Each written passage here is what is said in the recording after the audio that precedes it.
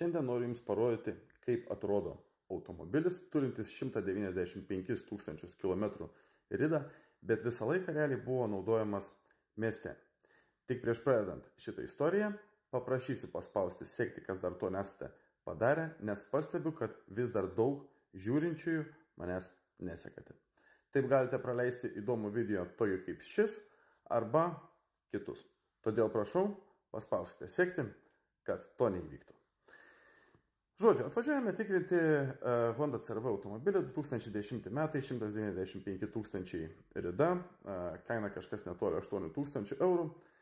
Nu, žodžiu, prie tokios ridos žmogus tikėsi rasti kaip ir neblogą automobilį. Vėlgi, čia ne mūsų paieška, čia buvo užsakyta automobilio patikra.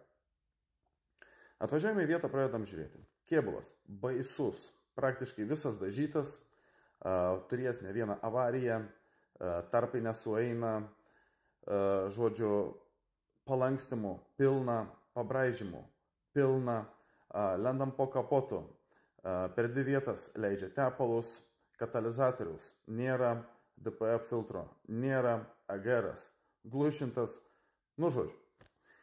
Lendu į parametrus gyvus, matau, kad purkštukai dirba netolygiai, turbina nedapučia tiek, kiek reikia.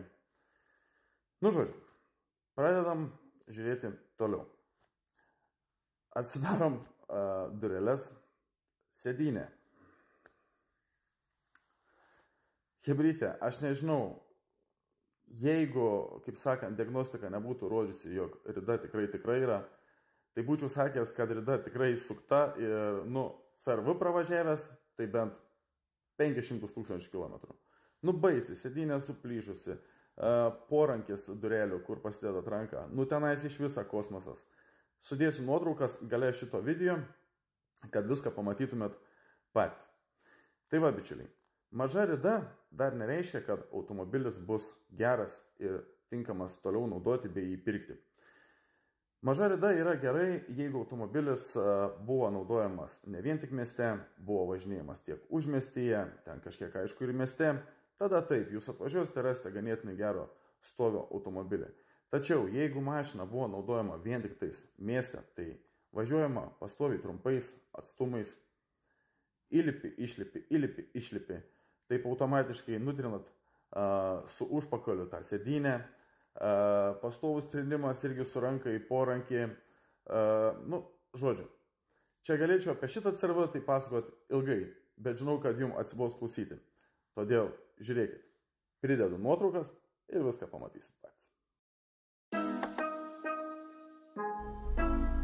Spinelė knisasi, iš 4 kartų užkūriau tiktais. I'm gonna remind you of the old beater when I had the little locks. PO at my doorstep, stop, drop, tug glock. Don't hotbox that rental if that bitch ain't got a tuck spot. Went to sleep, woke up with bands in my shoebox. I can never smoke on one nigga, I need 2 clocks. My life been surrounded by them thugs like I'm Tupac. Niggas know the rules, can't keep one, gotta keep 2 thoughts.